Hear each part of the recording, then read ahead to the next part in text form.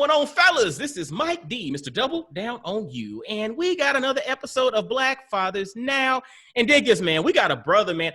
I feel like I say this all the time, but this really represents us as Black men. I got an eclectic brother here today.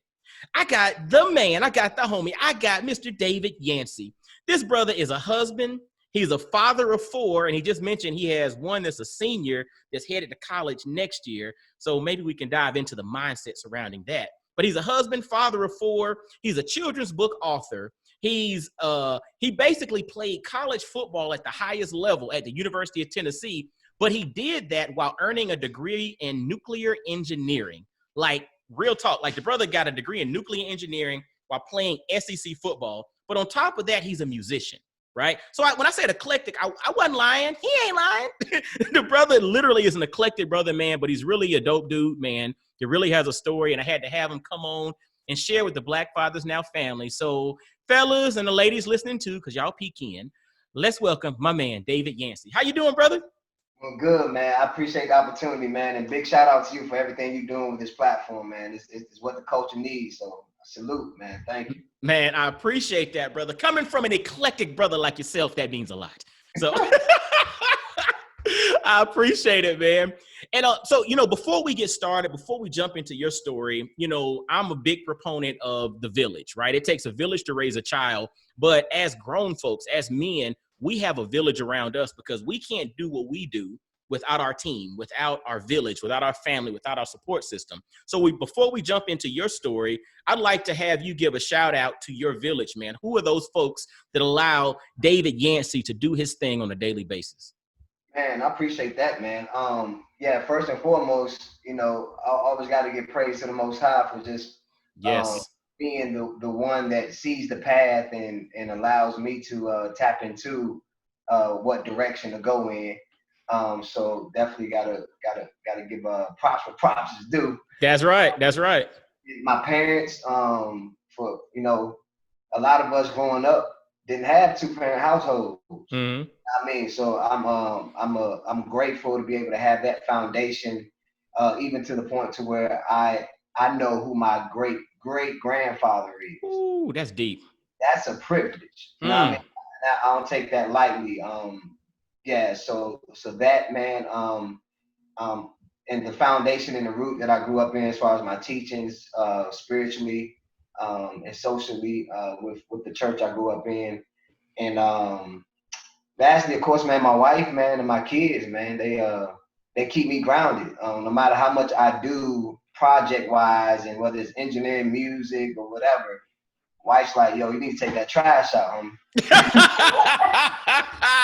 Look, no matter how eclectic I am, I'm the trash man too. Dig that.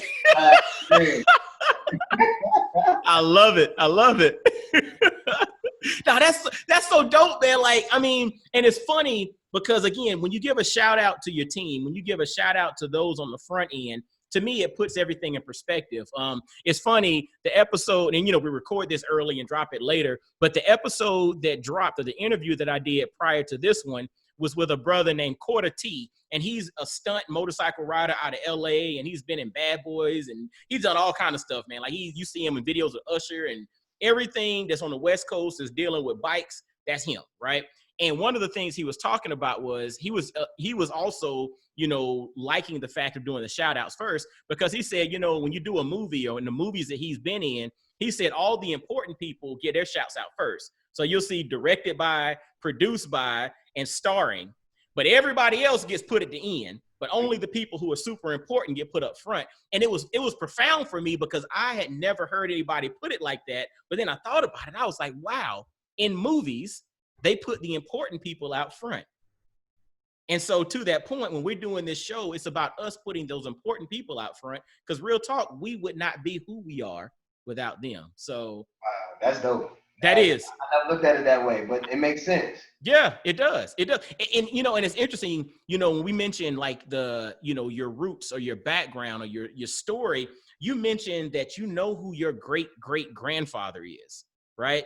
Like that in itself, and again, talking about the Black male experience, that's a challenge that a lot of us have. You know what I'm saying? Like when I've done like ancestry.com and you start doing your lineage, it's like you can go back about 2 or 3 generations sometimes, but once you get there, it becomes murky. You know what I'm saying? Because timeline wise, you start getting into that 1870 census. And prior to the 1870 census, we know what was going down in the United States of America, right? There was very little records unless there were slave records for people of African descent. And so like that history of being able to say, I know who my great-great-grandfather is a true blessing, man. Yeah, no, you're right, man. It's huge, and it's something that's I almost took for granted growing up, because we would want to hear stories. So like my relationship with my grandfather, like I seen him every weekend, every single weekend, and it was like big family. My dad's the oldest of 11 kids. Wow. And all of them had a bunch of kids, and then it's like 13 grandsons, and we're all a year apart. Wow. So we would stay over my grandfather's and my grandmother's house every weekend. So I've got cousins where we grew up like brothers. So we would have conversations with granddad, and we would get upset because he didn't have enough stories about his granddad. Wow. But then I got older and realized like how selfish and of me to take that for granted, because I didn't have to do an ancestry.com to even know where that lineage was. But as I got older, of course I did one, and to try to see a bigger branch of the family, but you're right, just having that foundation. So when I became a father, I can teach my son his lineage, and I can tell him stories about, people he's never seen before, and it just helps, just firms a good identity of who you are. Ooh, dude, that's so doggone powerful, man. It's just like, as you were talking about sitting at the foot of your grandfather and your grandfather telling you about his grandfather, it was like, that was, we had 4 generations there of accurate, vivid stories being told. And it takes me back to, I interviewed a brother about 1.5 years ago. His name is David Jai, and David's from Senegal, right? And he talked about growing up in Senegal, how he used to go to the village. And when he went to the village, you would meet like an elder, and the elder would call you over and say, who are you? And who is your father? And who was your grandfather? And he said you would sit there, and that elder would then tell you stories about what your great-grandfather and your great-great-grandfather meant to the village. And they would sit under the baobab tree and talk about, these stories. And so it's like send chills up my spine hearing you talk about that, and hearing that, and then thinking about how a brother that grew up in Senegal had that same connectivity or that same experience. Man, no, you just resent them chills this way. I like to say I'm inclined to African roots and African history, right? But there's always this disconnect when you're trying to be educated about it, especially in the physical sense of what you experience. Yes. So when you take the African American experience, you take the African experience, there's this big Atlantic Ocean that disconnects us. But then when you say stuff like that, it's the ocean, and I feel you feel the connectivity, because the thing is that there are so many things that can't be taught that are just ingrained into us. You know what I'm saying? They're ingrained into our DNA. And it's kind of like, I'll tell you, like, I like food. Like, I'm kind of a foodie, right? And so when you look at various foods and you see the way various things are prepared in America and what we consider soul food, but then you go to the Caribbean and you see dishes in Jamaica and Barbados and in Curacao, you're like, that's kind of similar to the greens we had here. Or then you go to a Nigerian restaurant and you see like the potato leaf and the cassava leaf and this and you start like, hold up, there is something similar about all of this. And these are all folks who obviously originated from Africa, but had different cultural pathways to their current state. And it's pretty interesting that they might not have talked to each other, but the reality is there was this thing that was like this tie that binds, so to speak. Right. Like you said, it's in your DNA. Quick story, maybe 30 seconds. No, you're good, man. My first time going to Nassau, Bahamas. it was a cruise, of course, but you know, you get 8 hours to spend on the island. So my wife and I went with a lot of her family, and they wanted to take the tour bus. Okay. But we wanted the authentic nitty gritty. We got on the moped. Dangerous as hell. But we went through the countryside to the quote unquote the hood. And we ran into this black owned restaurant that was right by the water. And you could smell what they have. It's like a seashell called conch. Yeah, conch. Yep, conch fritters. Right. Yeah. You can see the shells stacked up behind the restaurant. This stuff is fresh. So we ordered the menu, and the owner came and he took our order, grilled out everything. And I ordered a conch salad. And I'm telling you, man, when I tasted it, only difference was it had conch in it. But my sister used to make the same salad, and she would put shrimp in it. Wow. and it was just the cucumbers, the tomatoes cut up with some vinaigrette sauce, some vinegar, and you cut up the shrimp and put it in it. It was the same thing, but they put conch in it. And I was like, yeah, that DNA. Look, it's something about that, like the African experience, the African American experience. It's like the whole diasporan, Pan-Africanist type perspective. It's like there is this DNA connection that we all share, and sometimes we try to find things that are different. But the reality is, where can we find those ties that bind? Where can we find those strands of connectivity and build upon that? Yes, we're not perfectly aligned on everything, but we can find something that, that salad was pretty doggone similar. You just use conch, you use shrimp, but there's something here that connects the dots. Right. No, man, I think what's my man? Kendrick Lamar said it better. Which I got royalty and loyalty inside my inside my DNA. I'm trying to tell you, man, it's deep. It's deep. And I mean, and thinking about DNA, it takes us to your origin story. And you gave us a little bit about kind of growing up with, a huge family and this big family nucleus, mom and dad and granddad telling stories about his grandfather. But talk to us a little bit more about, your origin story from the standpoint of growing up and like inspirations and all, because it's like I always like to get the backstory as to what leads to a brother becoming eclectic and doing all these things across the board to impact the world. Gotcha. No, man. So I like to start with kind of the culture background of it. I grew up in one of the first Hebrew Israelite organizations created in America by the founder, Prophet William S. Crowley. And so we respected the Sabbath day. We were taught that we were the original Hebrew Israelites that the Bible speaks of here in America as through the Atlantic slave trade, and even ties back to biblical prophecies of Moses. So growing up in that type of culture, my dad was a farm boy.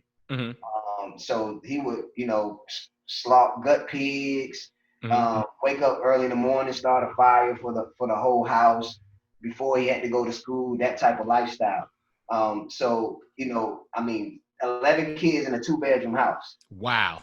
You know what I mean? That type of grit. Yeah, for sure.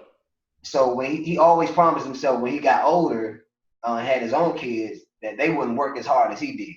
You know what I mean? So he built himself up, man. And, he didn't finish college, but he got an apprenticeship to the nuclear division of the shipyard to work on submarines as a marine machinist. So he's a mechanic by nature, organically.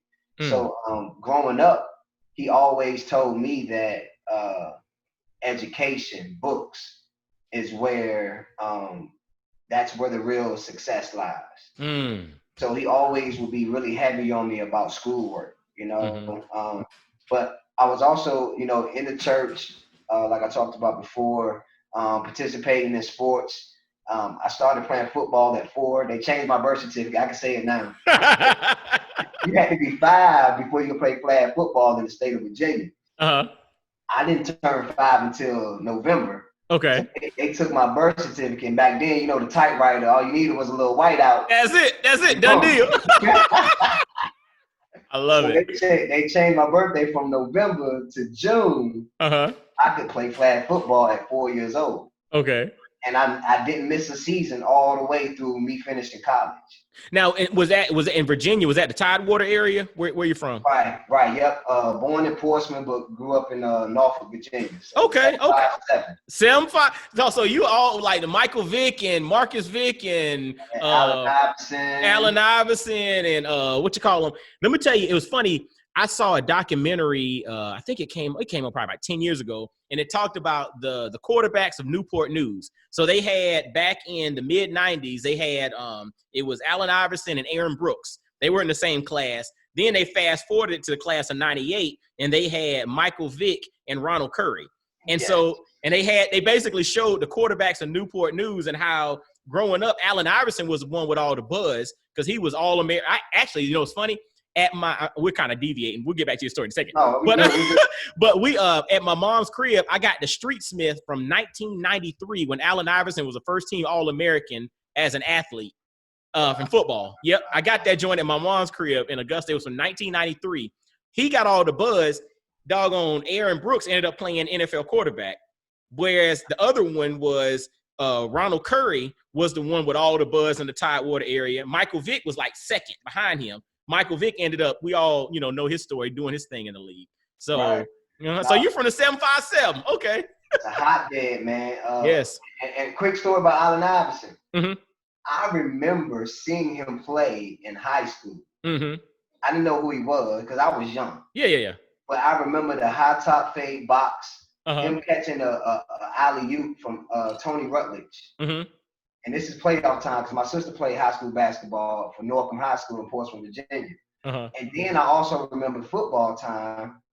He returned a kick for a touchdown, and then he got an interception, ran out of bounds, and slipped on the concrete. Wow. You know what I mean? It's like you remember those minute moments. Yeah. But no, man, that area, man, is full of talent, man, full of talent. And it ties back into historically when you think about the slave trade in Jamestown. Yes. And how, that was one of the first areas to where slaves came and were ported in. So it's a lot of rich history and ancestry that's rooted directly to Africa, right there in that area that really we're not even taught in school. And that's my biggest thing about the public school system in Virginia was not having that real cultural learning about Africa and its direct connection. Absolutely. But being able to grow up in the type of religion that I was a part of, I was able to get that understanding. And so I was at an early age, my dad he could easily tell me that I could become an engineer. He could easily tell me that, I made good grades in science and math. So he made the connection, was like, that's a part of who you are. That's a part of your identity. So to hear that at 8, 9 years old, like I already made up in my mind that I'm gonna be an engineer because my daddy told me I'm an engineer. Wow. Right. I love that.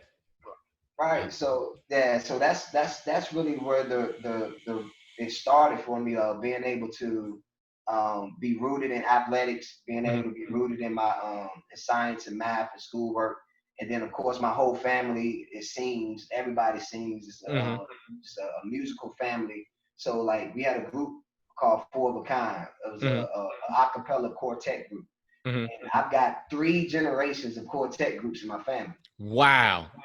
Yep. So we would travel up and down the East Coast, man, doing, gospel concerts on Sundays, all of that, man. So being able to take all of that in, when I got older and I graduated from college and I fell that short of going to the NFL, I had to tap back into my roots. Wow. So you said, and then you mentioned, going to college and falling short of getting to the NFL. Talk to us about the process, because like I mentioned, and, for those listening to audio, they won't see it, but those that are watching the video of it, they'll see a helmet for the University of Tennessee sitting in your background here. So Portsmouth, Virginia, what I know about Virginia and that whole Tidewater area, that's a hotbed headed to Virginia Tech. But for some odd reason, you ended up at the University of Tennessee. Talk to us a little bit about that process, man. Yeah. So yeah, Virginia's hotbed, and I'll tell you this, and I'll get into my story. There's way more talented guys who didn't make it. Oh, absolutely. It's always the case.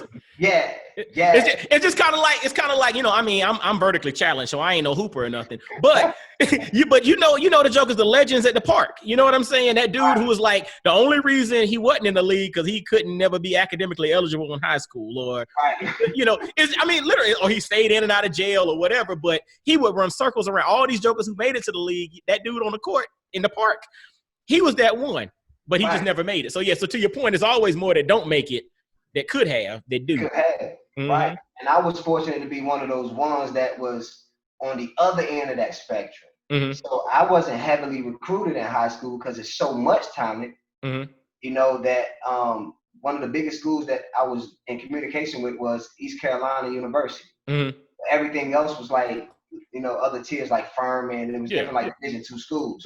But already knowing that I wanted to major in engineering, that's where the University of Tennessee came in. Okay. And I wasn't a Tennessee ball fan. Only thing I remember about Tennessee was they beat Florida State in the championship. Because I was a Seminole. In Virginia, it was ACC all day. That's right. Look, you know, I graduated from Georgia Tech. So I'm from Augusta, Georgia. Grew up in, you know, Augusta, but I went to Georgia Tech. So I'm ACC myself. I didn't play ball, but you know, I understand the whole concept of the ACC connection for sure. Right. So I was able, man, to just through the college application process, they had this common market deal to where if one of the schools didn't offer, like if Virginia didn't offer nuclear engineering, which they didn't at the time, so tech and all of that was out of the question for it. Tennessee did. So even though I was a resident of Virginia through Common Market, I could get in-state tuition. Ooh, okay. That's interesting. Okay. So with that in play, and then I got a partial academic scholarship, it just knocked the cost down. So that's the real reason I went to UT was for academics and being able to, you know, get that low cost from mom and dad. Absolutely. Absolutely. Come on. Look, you got a kid going to college next year. I know you starting to count them costs now. You're like, look here, player. I told her the other day, we Googling scholarships all week. And there it is. Shoot, all week, until this thing is paid. We Googling scholarships day in, day out. It's like, hey, Amazon Alexa, new scholarship for today. You know, just wake up. Hey, that ain't a bad idea. Alexa can do it all. Come on. Let her put her to work. Alexa. Oh man, but I knew though. I knew because there was two options: University of Tennessee or FAMU. Okay. But FAMU was a Air Force scholarship stipend, fully paid. And it's gonna sound super superficial, but two things and why I didn't choose FAMU. I wanted to play football, and I didn't want to cut my hair. Oh, and because for the air, and you would have to do the Air Force as you go on to FAMU, so you'd have had to cut your hair. Gotcha. Right. Wow. So I chose UT, and that was just the luck of the draw. And things worked out because I went to UT and I walked on. Wasn't recruited, none of that. No preferable walk on. I was telling my son the story the other day to kind of motivate him. 100 plus guys that walked on at the University of Tennessee. Wow. That same year, only 12 made the team. I was one of the 12, and then only one got a full scholarship out of that 12, and I was blessed enough to be that one that was able to get a full scholarship after 2 years. Wow. So like, I went for school, but the passion on the inside was always like, I want to play ball. You know? So I just. You know what's cool though, man? It's just like when I hear again, tie back to your roots, but then because you're tied to your roots, there's this concept of purpose. You know what I'm saying? And so you know, early on, you saw that there was some gift in athletics. That's why they forged your birth certificate so you could play flag football, early. But, it was like music, it was athletics, but then your dad kept planting the seed of academics, but then also possibilities, right? The whole concept of, this is possible. Because one of the things, again, from the African-American male, from the Black male perspective, is we don't always have, social proof of what's possible. meaning we have to sometimes dig hard to find an example of this and an example of that. And, you know, regardless of somebody's politics, that's one of the things I always highlight about, you know, having President Obama is the fact that he gives us tangible proof of the possibilities. Because, you know, growing up, we say, I want to be president. I want to be president. Your parents would oblige you. It's like, okay, yeah, baby. But when you leave the room, you know, they saying, man, that fool better go to medical school.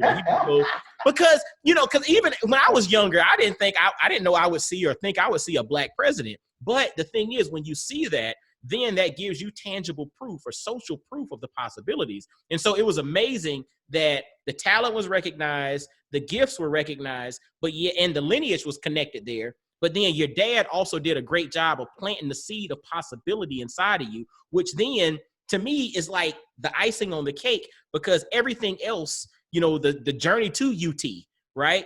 That was all, I mean, to me, like we talked about DNA earlier, that stuff was already inside of you. It was just like you staying out of the way and letting it play out. No, man, that's a great perspective, brother.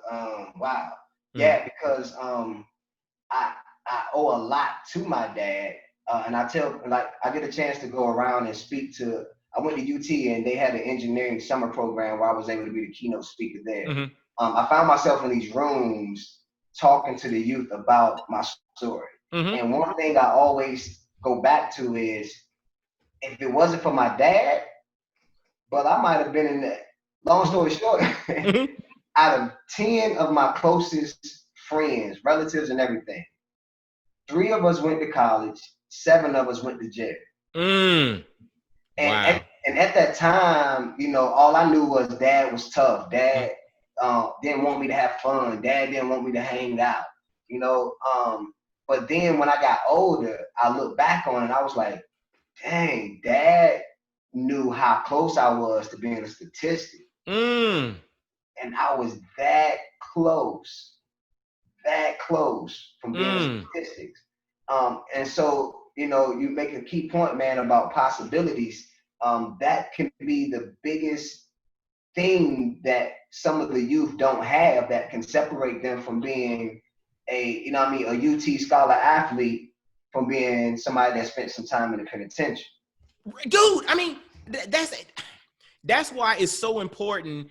And so brothers, when you're listening to this, I hope you're paying attention. Yes, the brothers listening might not have played SEC football. They might not be nuclear engineers. They might not sing and write books and all of that, but you do something, right? And your something is valuable to somebody else. And that something could serve as that possibility, that social proof of the possibilities, right? So don't ever hide your story. Like, I mean, apologize for what you do, but never apologize for who you are, right? Put yourself out there in regards to being that light for somebody else to kind of forge their path behind. And I think that's important. And if more of us, again, our flaws and all, because I'm far from perfect. Like I messed up early. I probably mess up before I go to bed tonight. You know, it is what it is. I mean, I claim it. You know what I mean? Me too. But yeah, you know what I'm saying? We're imperfect. But to me, and it goes to the notion of CeeLo Green's album. He says CeeLo Green and his perfect imperfections, right?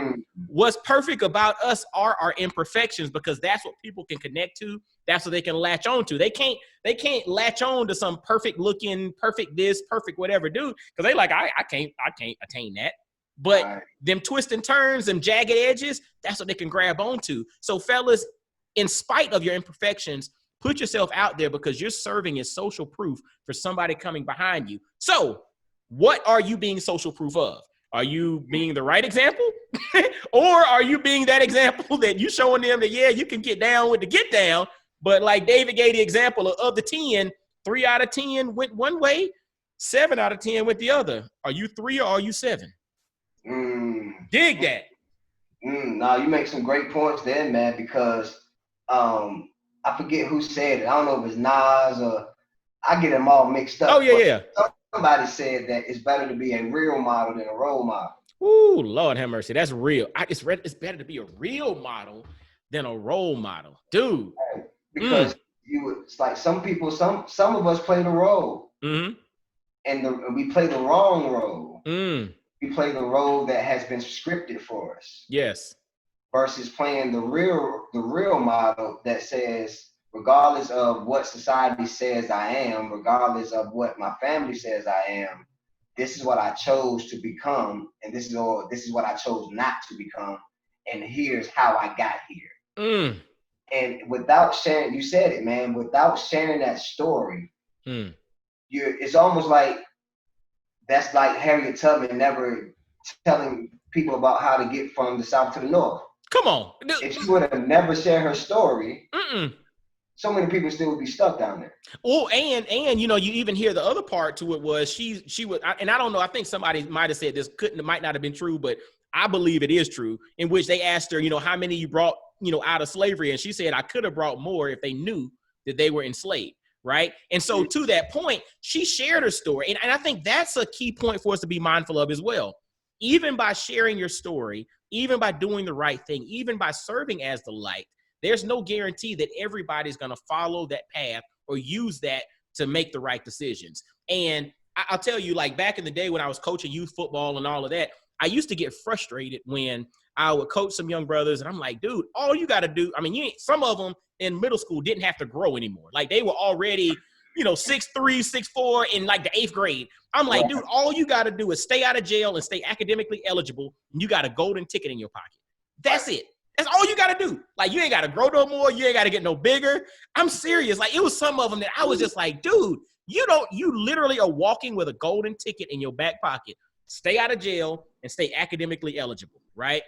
But the reality was, you know, there were some that, you know, moved on and did their thing, but then there were a lot who didn't, right? And so to that point, we can't get discouraged when some don't after we have set the tone or are setting the example. And we can't get discouraged on the outcome of that, because our mission is to just set the tone and do our thing. And those that are going to follow are going to follow. So fellas, don't get discouraged if the outcomes of the people around you aren't necessarily what you want them to be, because truthfully, maybe your calling is just that one. You know, maybe you're supposed to just keep that one from making that left turn. And that maybe is your job on this earth. You know what I'm saying? So don't get discouraged. Just do the job. Do the work. Man, brother, you remind me of what my mom used to tell me, man, and I did it the other day. I used to find my mom picking up random pennies from off the ground. I'm like, Mama, why are you picking up pennies? Like, I said it was a dime, a nickel, a quarter. Random pennies for, man. And she said, son, those pennies represent the souls that no one else wants. Ooh, Lord have mercy. That's real.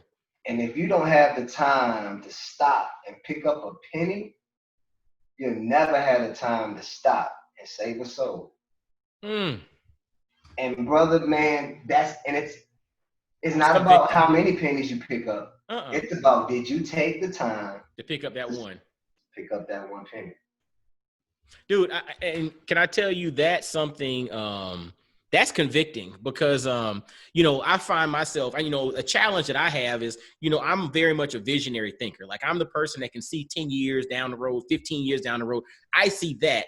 But at times that causes me to overlook the right now. You know what I'm saying? So I have to really be mindful. And so what you just said there spoke to me specifically, that I need to make sure I'm taking time to be in the moment, to be present, to pick up that penny. And yes, 10 years from now, I see it. I see the vision. I see the light. I see where we're going in the direction. But the reality is, don't overlook that penny right there that's sitting next to you. Because if I'm not willing to pick that one penny up, you know, I'm not willing to do the other work either. That's right. No, man, we share that. I'm a visionary as well. And I think that's with the gift and the curse of being a visionary. Yes. You're always so futuristic in the picture and always adjusting it. But I've learned, man, just recently, the value and the importance of slowing down and kind of just being saturated in the moment. I love it. Because when you get a chance to be saturated in the moment, there's small visions that you allow yourself to see that help connect you to the bigger picture. Come on. That's real. Sometimes we won't get to the bigger picture because we're missing that small little puzzle piece that we get when we sit down and be saturated in the moment. Dude, that small puzzle piece. See, it's just like, I love this conversation because it's like you're throwing one. It's just like, I feel the need to add to it. And then you feel the need to add to it. And the thing is, there's so much value there. You use the term puzzle piece, right? And, you know, when I speak, I utilize the whole concept that any and every one of us, all of us, are like a 500-piece jigsaw puzzle, right? When we think about our lives, right, we got some good stuff, we got some bad stuff, we got stuff we want to hide that we pray nobody finds out about, but then we got other stuff that we want to put out front. We want everybody to see this, right? But the reality is those are all pieces to this 500-piece puzzle. But the funny thing about a 500-piece puzzle is this. If I gave you one piece to a 500-piece puzzle, you couldn't tell me what that picture looks like altogether. Mm-hmm. But the reality is that 500-piece puzzle is also incomplete without every piece. So the good and the bad are needed, and they're all part of you. You can't define yourself by any one piece of that puzzle. But on the flip side, we cannot or should not let other people define us by one piece either. Because that one piece, you cannot define the whole puzzle by that one piece. So, yeah, it's when you start thinking about life and the complexity of who we are on that level, it's humbling, because it lets you know that, yes, what you see is like, oh, man, that's dope. You're doing that. Yeah, that's dope. Yes, dope. That's dope. But then it's like, you ain't see last night. Man, it was not dope. I felt like a dope. You know what I'm saying? And so, but the thing is, those are all pieces to the puzzle, and I'm incomplete without acknowledging all of it. You know what I'm saying? And so, yeah, that's, dude. Oh man, that's dude. And so, speaking about pieces to the puzzle, man, you know, you mentioned, you know, UT scholarship. So you earned a scholarship. So you went down there on a partial scholarship academically, walked onto the team, majoring in nuclear engineering. You were fortunate to work hard to end up getting to a place in which you earned a full scholarship. So you're majoring in nuclear engineering, playing SEC football on full scholarship, and you ended up graduating. Right. Wow. Tell me what's next, brother. Man, and I'll tell you the biggest thing in that whole piece, man, that I always like to bring out, especially since we're talking about fathers. Me and my wife had our daughter our sophomore year in college. Wow. Now, were y'all married then, or was this before you got married? Yeah, this is before, you know, okay. we get to that point. okay, got you. No, it's all good. Look, you just, hey, I didn't know if you said you grew up with a family of 11 and this. I like, maybe they got married at like 19. Brother. That'd be a whole nother cup of tea for there it is. for marriage and relationship. That's a whole different ball game. And brother, hey, we made it through though. There it is. That's what's up, man. So it's a sophomore year. Y'all had your first kid in sophomore year. Yep, sophomore year, man. She was the campus baby. Now she's about to go to college. Wow. So going back to UT for a college visit, man, was like one of the greatest experiences, man, of being a dad. Because I knew, like, my mom died like a year after she was born. And I remember promising my mom on her deathbed that I was going to finish school because it was questionable. Had a lot going on. Absolutely. You know what I mean? So to be able to go back 17 years later with my daughter as a college graduate, her and her mom, her father and her mom, college graduates, and now she's back on that campus where it was possible that because she was in the world, we may not have finished. Wow. And that was like, nah, we handing the baton to you. We can make it. We know you can do it. It was a phenomenal moment, man, just to walk around campus with her during that time on that college visit. Dude, that's powerful. I mean, and then the concept of, you had the kid as a sophomore in college, you're playing football, you're doing your thing, young father, and then you said your mom passed away. So you were still in college when your mom passed away? Right. As well. But you said you promised your mother that you were going to finish school. Right. Wow. Like, how, from a motivational perspective, is that something that really helped to push you through in the midst of it? Because again, being a young dad with a kid and a lady and all of that, playing football, majoring in nuclear engineering, dude, I could see this thing being like, yo, how do I handle it? Man, no, you're right. And that was the tough part because she was my rock. You know what I mean? Dad was the one that was stern, like discipline. Mom was the come talk to me, son. You know what I mean? So I was able to call her while my daughter screaming on the phone, and I got workouts at 6 o'clock in the morning, and I got a test the next day, but I can't study because I'm trying to figure out what this new dad thing looks like. Trying to be an honorable man, take care of my responsibility at 17. You know what I mean? And it's like, Mom, what do I do? So when she left, it was like, I owe it to you to let you know that your teaching and your love wasn't in vain. Oh, Lord, that's deep. So I had to. It was a struggle, you know what I mean? I want a straight A student. But that was the level of commitment. So when it was 12 o'clock at night and I just finished my last homework assignment, but I still had to study for the test the next day, that was the thought. That was like, dude, you might as well just study it, even if you fall asleep with this book in your face. It's like it's like when we think about like forces of motivation, or we think about what gets us in the zone. It's just like you had that thing, you know, the relationship with your mother, the loss of your mother, and the motivation of that to push you through the hard times. And I always think about that for a lot of individuals. Like, what is that thing that motivates you and pushes you to the next level? What is that thing that helps you to get in the zone when stuff gets tough? You know, what is that thing that allows you to kind of get in your lane so that, you know what, I'm going to push forward? And it sounded like at that point, that was that push that you needed to overcome a lot of the challenges that you were facing. No, you're right, man. And you said it earlier. You said purpose. They instilled it in me at an early age. So at that point in time, and even to this day, that's what drives me. Is purpose. You know what I mean? Like there's an assignment that I have while I'm here. I'm not here to measure it. I'm not here to measure it and say it's going to be this big and this grand and this great, or it's going to be this small and this minuscule.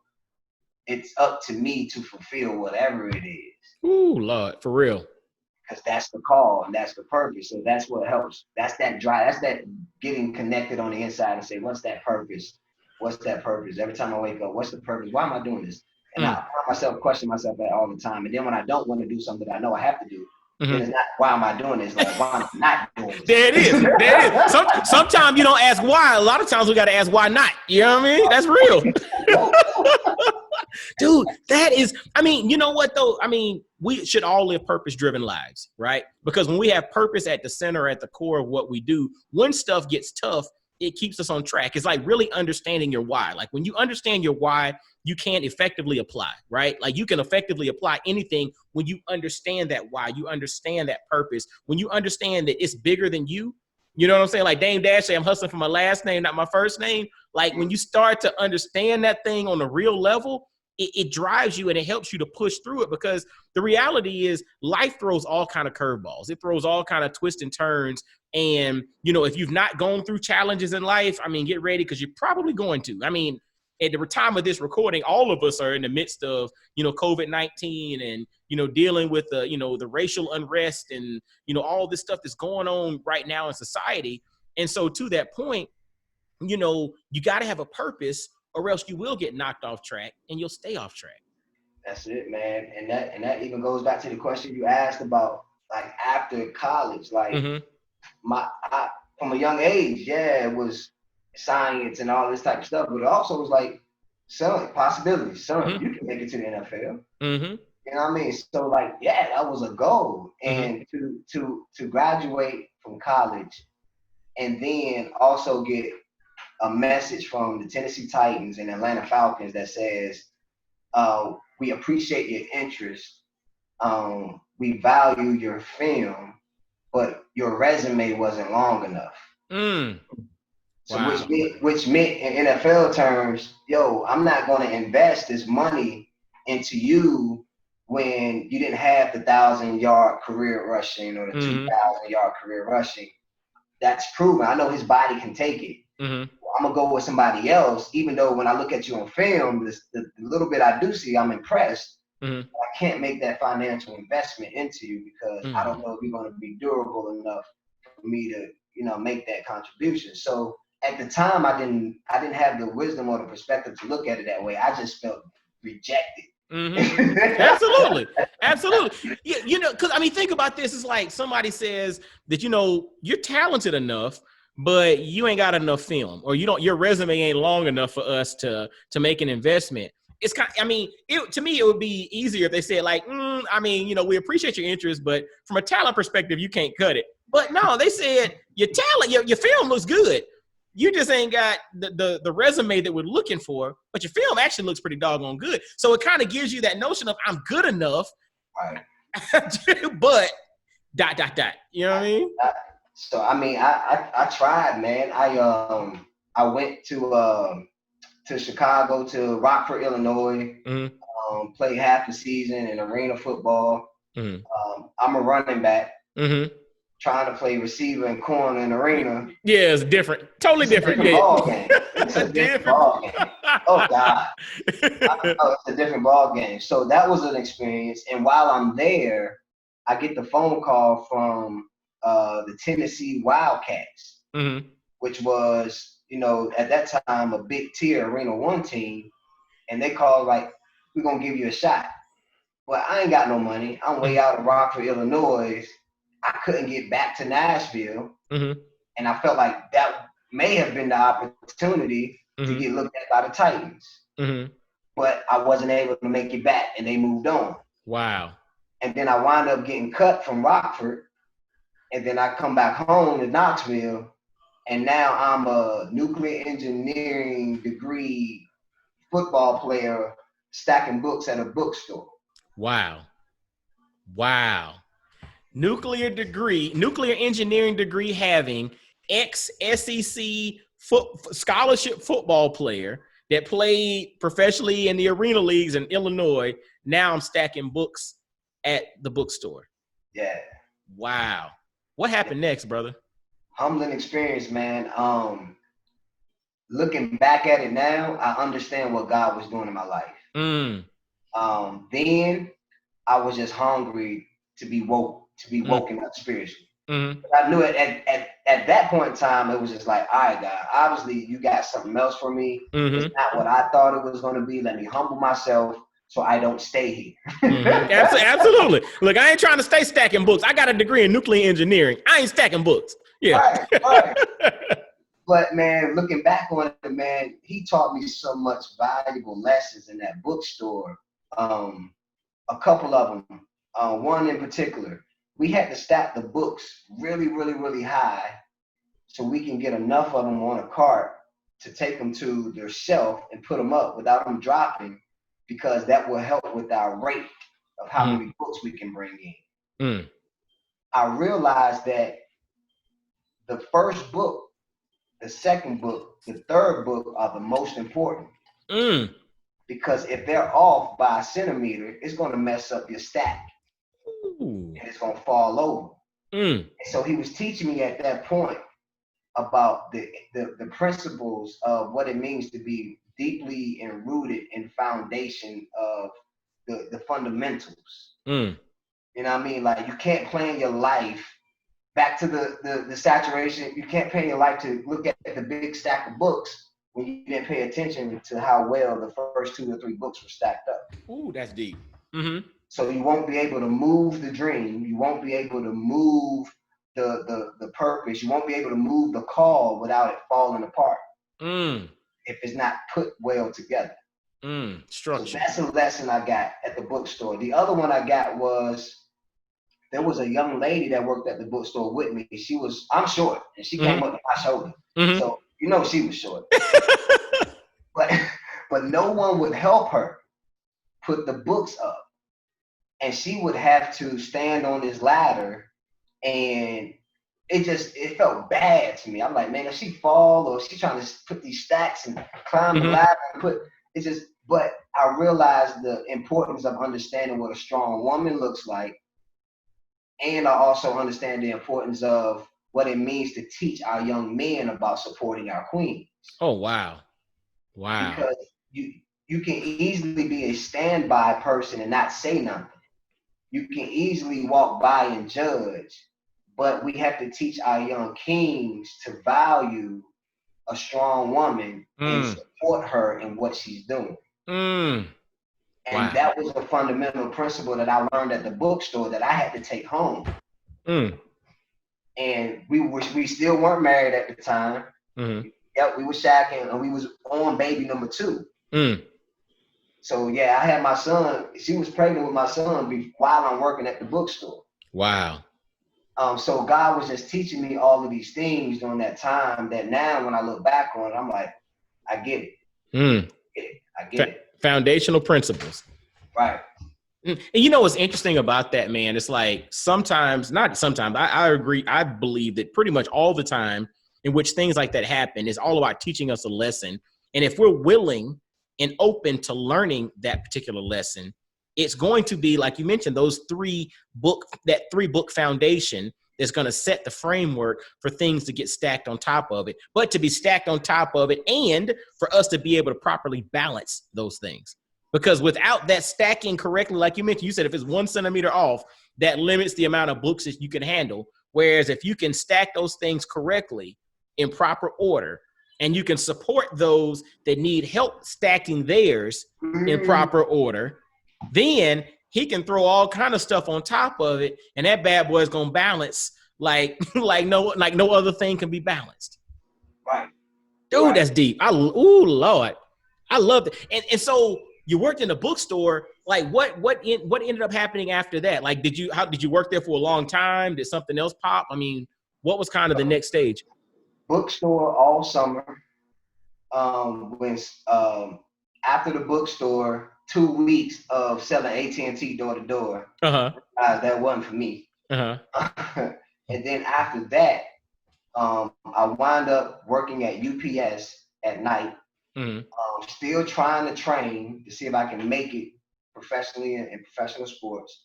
And then I got a chance to become like a mentor/coach at Alcoa High School.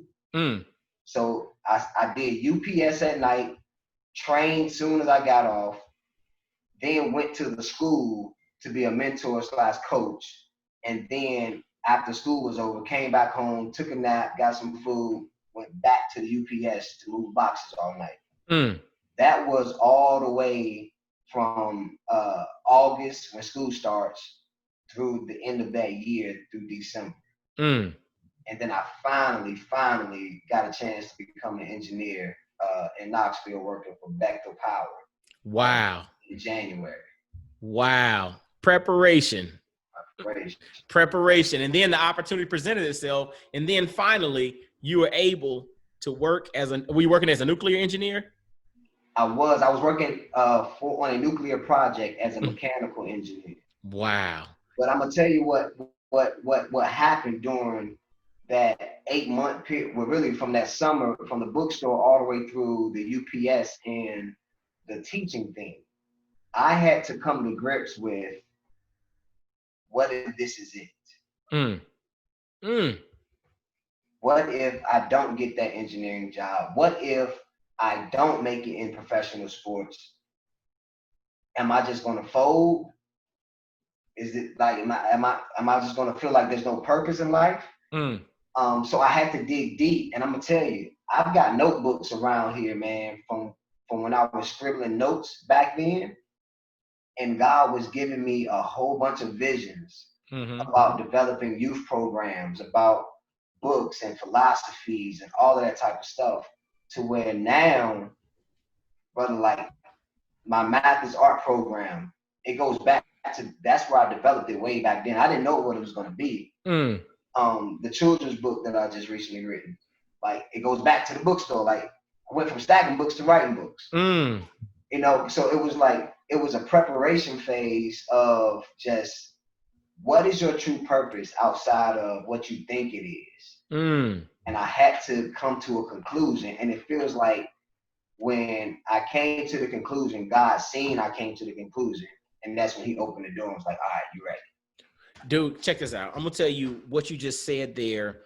You know, there's a philosophy that states that, you know, when you're in the valley, you know, it's not as bad as you think because the soil is rich when you're in the valley, right? And so what you were talking about, that time period that you were not working as an engineer, you were throwing boxes, you were mentoring, you're working at the bookstore, you said you were also getting these visions about possibilities of what the future looks like. What I'll say is, if you had had that perfect nuclear engineering job right out of the jump, you would have had no inspiration to have those visions of what the future looks like. So sometimes it takes us being in the valley, because again, that's where the soil is rich. That's where you're getting nourished. That's where you're thinking about, when people talk about having their back against the wall, it's like, I got to fight my way out, or I got to find a way out of this, or, I'm in a disappointing situation. I need to improve. I need to grow. I need to develop. That all happened because you were in an imperfect situation. Remember, CeeLo Green and his perfect imperfections. So David Yancey and his perfect imperfections, right? That imperfect period allowed you to grow, and that allowed you to have the opportunity and the openness to those visions. Because think about it. Had you been making nuclear engineering money off the jump, doing what you do, you'd be like, man, shoot, I'm good. Like, man, let me ride this wave for 25 years and we can retire on the lake somewhere. Keep it rolling. Man, you're absolutely right. Absolutely right, man. And it's one of those things that you don't know it until you're out of it. Woo, Lord have mercy, for sure. Yep. You know what I mean? Like, yeah, I couldn't come to grips and say this is what it is while I was in it. It was just too much to deal with. Yeah. I just had to deal with it. Yes. But you're absolutely right, man. I don't know, man. I might have to write it down. You might just gave me the next title to my next book, man. Come on, dude. That's what it is, man. That's what this thing is all about. Sharing is caring, brother. Sharing is caring. But it's real though, man. It's like, I find that in my life, in a sense of, when things are super comfortable, you really don't have an incentive to iterate, to change, to grow, and to develop, right? You think about this, like with health, right? You don't change your eating habits until you go to the doctor, and the doctor's like, your blood pressure up, your blood sugar's up, you put on some weight. Like, brother, you're a couple years away from this and that. Then all of a sudden you get on a plan, you get in shape, you start doing that. But we literally, from a natural perspective, we tend to operate under the, if it ain't broke, don't fix it. So like, I'm cool, I'm gonna keep it rolling, right? And so we have to sometimes be jolted into that, that period of being uncomfortable for us to be forced into making change. And I'm striving to be that person who makes changes, without having to be forced into uncomfortable situations. Like, I want to be in a perpetual state of improvement. Like, how do I tweak it? You think about the greats. Like, I was, listen, Tiger Woods. And you see Tiger Woods at one point, who was #1 ranked golfer in the world and all of that. He went and broke his swing down even more to become even better. You know what I'm saying? Like, you start looking at folks who are the best of the best. They try, like, I think I was listening, Steph Curry does that with his shot. He's the best shooter the NBA's ever seen, but yet that joker still take all kind of shots every day trying to get better. Right. Like, that mindset, that spirit, that's what I want to have in my life. I want to be in a perpetual state of improvement and not have to be jolted into it by being uncomfortable and in a challenging circumstance. No, man, you said a mouthful, man. It reminds me of when Paul says, I die daily. That's it. You got to. That I've got to kill off the inconsistencies. I have to kill off the weeds and the stuff that's going around me that's keeping me from properly growing. And I'm almost done with my book of aphorisms, but there's one aphorisms that I heard you say that I wrote down, and it was about boundaries and about comfort zones. And the boundaries of comfort zones, we normally see those boundaries as security fences to keep people out from our space. I know where you're going.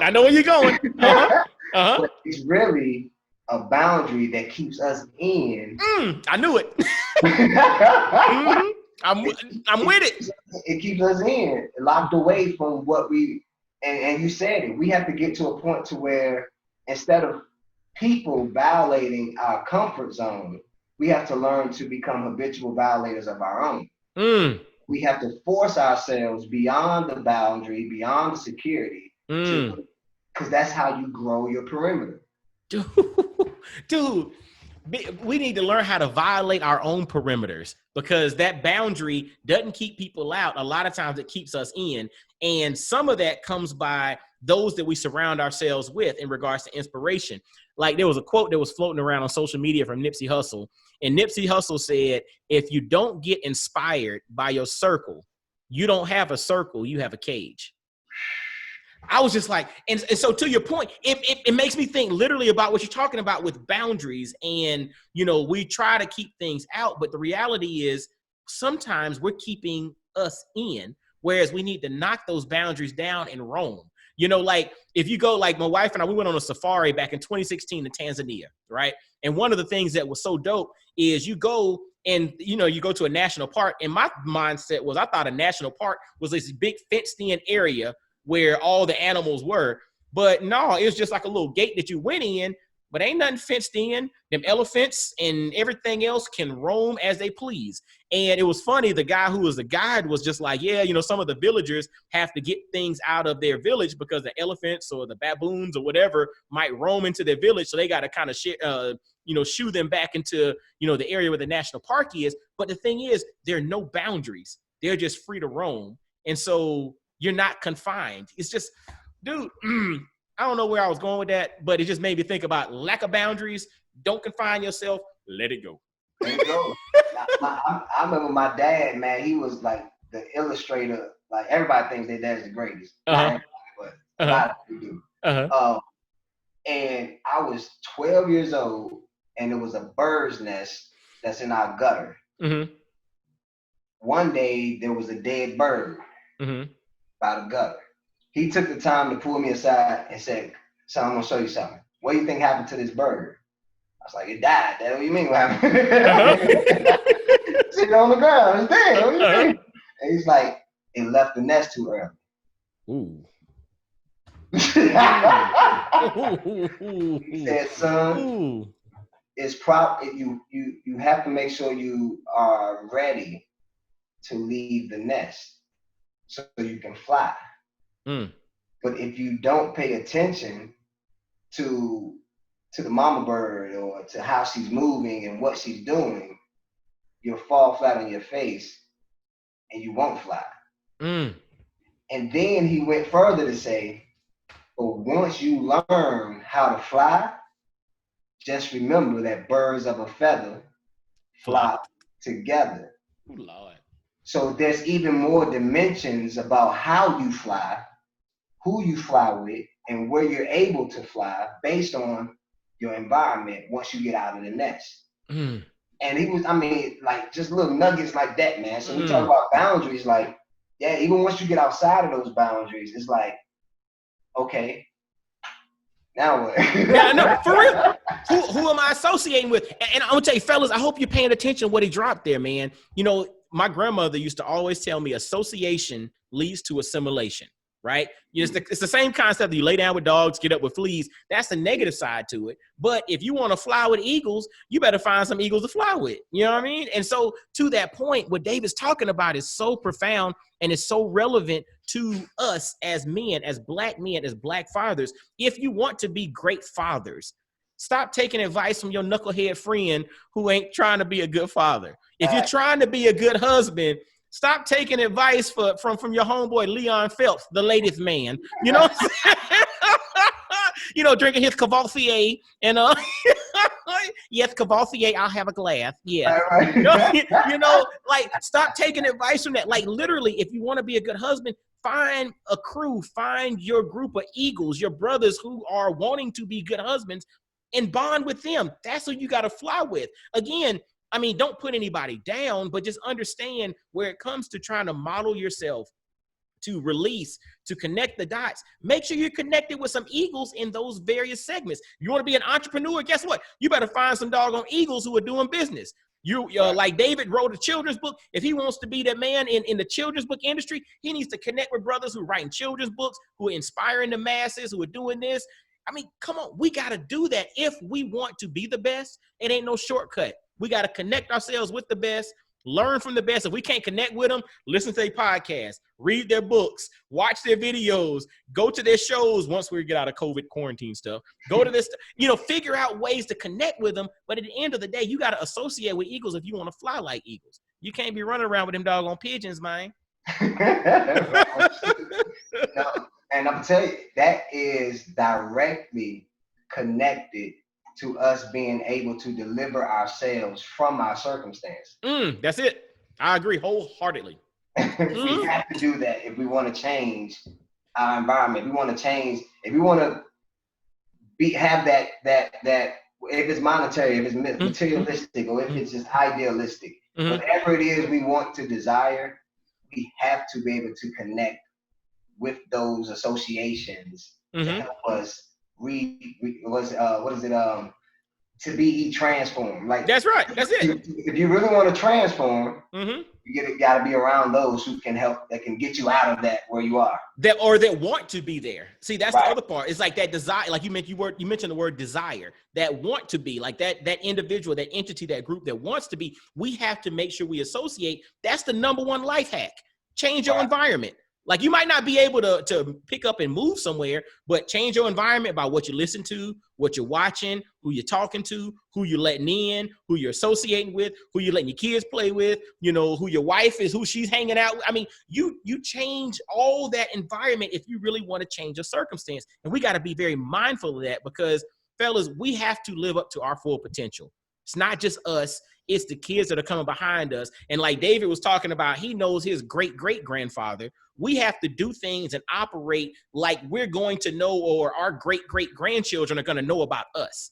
You know what I'm saying? It's that legacy that we're thinking about. We can't be thinking about this thing for, next week or the end of the COVID quarantine, or the end of 2020. No, we got to think about this. What concepts and principles are we putting in place for 2100 or for 2200 or for 2300? You know what I'm saying? Will your great grandkids know anything about the concepts and principles you laid down? Those things passed down. You know what I'm saying? It's just like, we got to put ourselves in them positions, man, because we got to do it. If we don't, ain't nobody coming to save us, man. No individual person. Again, we're not, salvation's different. I'm talking about on earth. You know what I'm saying? As far as like what we can do and what we're supposed to do, we have to be about that doggone business. Right. Nah, brother, you said a mouthful. I ain't even gonna try to unpack it, man. But check this out. So we don't have to unpack that, but unpack a little bit about what you got going on. I mentioned, you're a children's book author, but you also mentioned the program Math is Art, correct? Right. Yeah, man. So talk to us a little bit about your program. Talk to us a little bit about, your children's book and anything else you have going on. But then also let us know where, the brothers can find your stuff, where they can support you, where they can follow you, and all that good stuff, man. You had a floor, man. Gotcha. No, so Math is Art is a program that I started back in 2014. Like I said before, I had a chance to go around and do like junior achievement, and talk to different levels, whether it was middle school or high school, even some elementary. And one of my biggest complaints, or just things, the irritations in the engineering and energy industry, is I keep hearing my white counterparts say there's not enough African Americans in the sciences and technology and in the STEM fields. And I just don't feel it to be true. But also I understand that there's a necessity to ensure that it doesn't become true. So in that thought, I began to search and ask questions from the students that I was involved with, and ask them about math. And I started to hear disturbing answers like, it's too hard, too difficult. And I would ask them, what do they want to be? And very few would say they want to be engineers or scientists. So I felt the charge to, because trust me, if I can do engineering, they can do engineering too. And when I read the Bible and my, going back to the roots, when my roots tell me that we are the children of Israel, and then I read the book of Daniel and I realize that the king, Nebuchadnezzar, chose Daniel and his group because they were children of Israel and they were specifically skilled in science. It says it in the word. So I'm like, no, that's not true. Who told you that lie, that is too hard? And why are you buying the lie that is too hard? No, it takes discipline. And so I was charged to try to find a way to help them see the coolness or the art that's involved in the sciences and engineering. So I've developed the Math is Art program to number one, do tutoring. So I do math tutoring for algebra. and even teaching sixth graders algebra.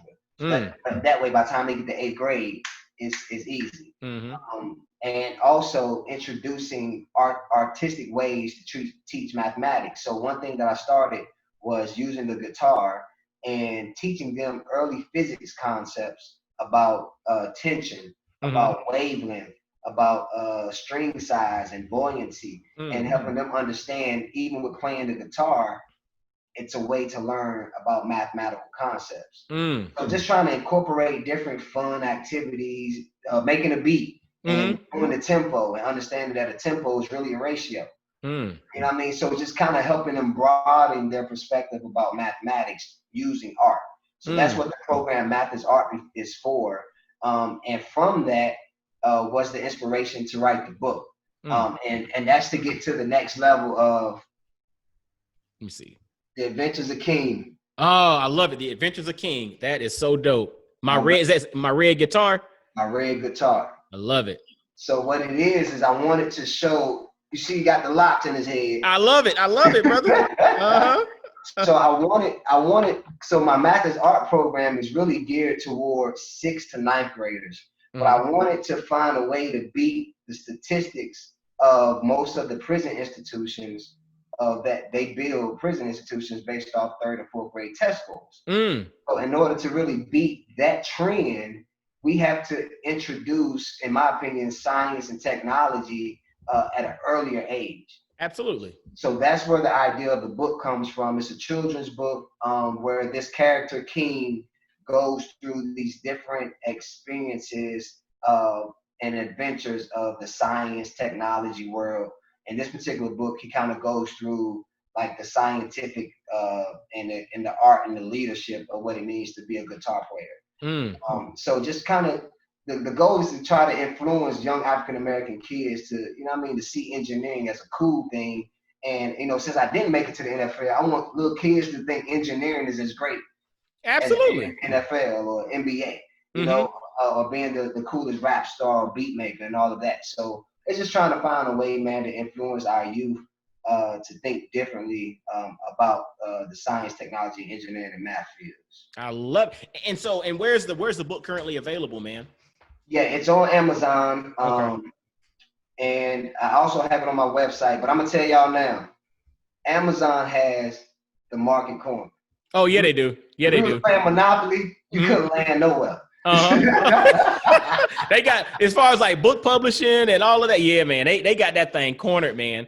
And because you know the books that I have, everything's been published on Amazon as well. And so, but to that point, you know, Amazon has it cornered. And we got to create and we can utilize the platform, but we also got to figure out ways to sell them through your own website. So, because there's a little challenge there. I mean, again, I like Amazon. I mean, it works well for me. But the thing is, when somebody buys your book from Amazon, they're Amazon customers, not your customers. So you don't have any direct connection with them. And so that's why we have to utilize social media, utilize our own platforms, utilize websites and things of that sort to have a direct connection with customers. Otherwise, you can't directly get to them. So Amazon's a juggernaut. They got that thing cornered, you know? But we got to find ways around it and use that ingenuity to make it happen. That's the key, man. So if DLY2 is kind of the brand stamp, DLY and the number 2. Is that DLY2.com? Yep, DLY2.com. Okay. And even on Instagram, DLY2. On Facebook, DLY2 Music. Okay. And it really, the brand is really develop and lead yourself to whatever it is that your purpose, you know, you think it may be. And this is really about promoting self-leadership. I think that's critical. That's the number one leadership that you can have, being able to self-lead yourself. And that's how you can lead others through your own experiences and being able to lead yourself. So, but yeah, man, the book is out now. I released the album last year called Life is Love. Is that on DL2, DLY2 as well? Can they get the album there? Okay. Yep. It's on the website, and of course, iTunes and all those other Spotify's and all those other platforms is there as well. So planning, man, to try to create some partnerships with some organizations, continue to do like the guest speaking with the guitar. With my presentations, I mix playing guitar and singing along with doing motivational speaking. Call myself the motivational singer. I love it. Dude, literally, Mark, that's it. I'm the motivational singer. Call it, man. Shoot, you might even, have you looked at the trademark on that? We might need to talk about that offline. I can't say right now, if you hashtag it on Instagram, most of the stuff is me. So, man, you better find, brother, you better go and find a way to trademark that thing, the motivational singer. I like that. All right, man. Yeah.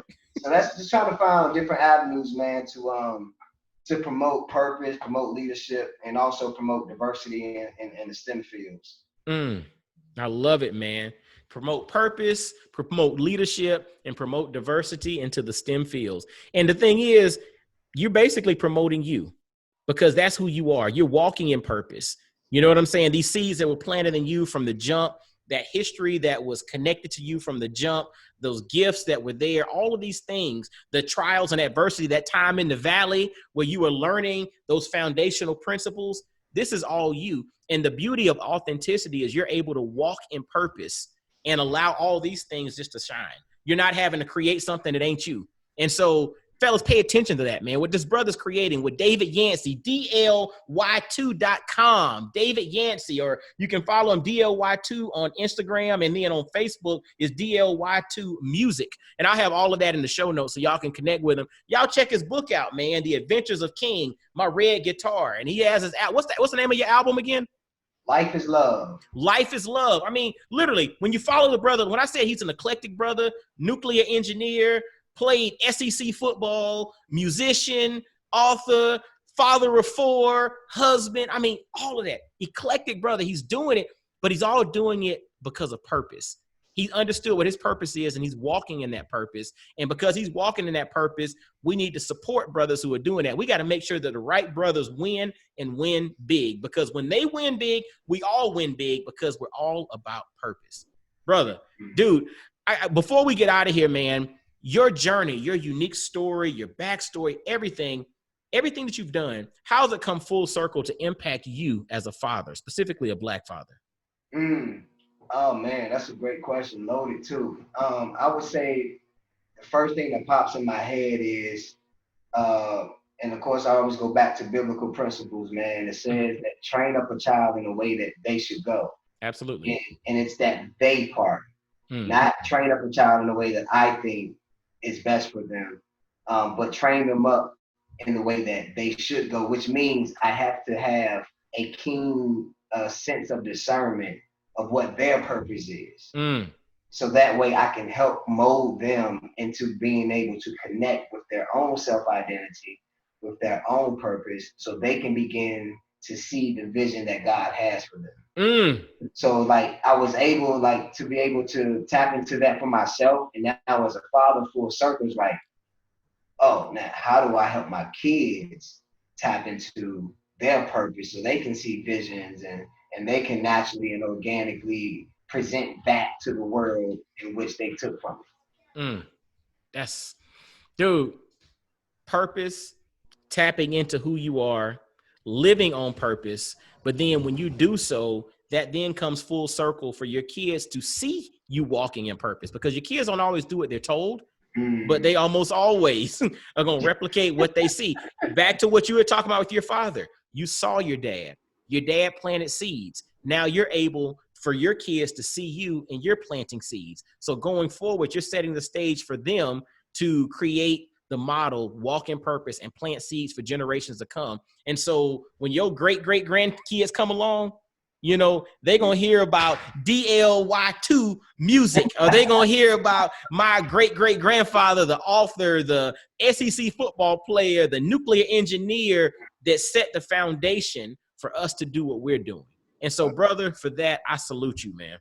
Man, man. God bless you, man. God bless you too, brother. This platform, man, and for pouring into me today. Man, I'm ready to go. I'm ready to go do something now. No, look, look, I'm the same way, man. Look, this thing goes full. It goes back and forth, and that's the whole point of when brothers connect on this level. Black fathers who are doing their thing, who are walking in purpose, it energizes us. Like I feel like I'm energized, ready to rock and roll myself. You know what I'm saying? And that's what this thing is all about, man. You know, we're helping each other. and we're pouring into each other. And fellas, y'all listening to this, I hope y'all go and do the same thing. That's what this thing is all about. And so, fellas, look, let's thank my man, David Yancey. Again, visit dly2.com. You can check out his music, his book, The Adventures of King, currently available on Amazon. I have all the links in the show notes. On IG, follow at DLY2, and on Facebook is at DLY2music.com, at DLY2music. I'll have that in the show notes. Y'all make sure to support the brother. Make sure to connect. Let him know, if you don't know about him already, that you heard about him on Black Fathers Now. My man, thank you. Thank you, man. No doubt. Now, fellas, as always, make sure to follow Black Fathers Now on Instagram, Facebook, any place on social media. Make sure to subscribe to the podcast via Apple Podcasts, Stitcher, Google Play, iHeartRadio, Amazon Alexa, TuneIn, Spotify. Anywhere you listen to podcasts, subscribe. On YouTube, you're going to catch the audio and the actual video of this conversation. So make sure to subscribe, share this thing out, because you're going to gain something from it. And make sure to reach out to my man, David Yancey, because the brother's doing some amazing stuff. Support him, lift him up.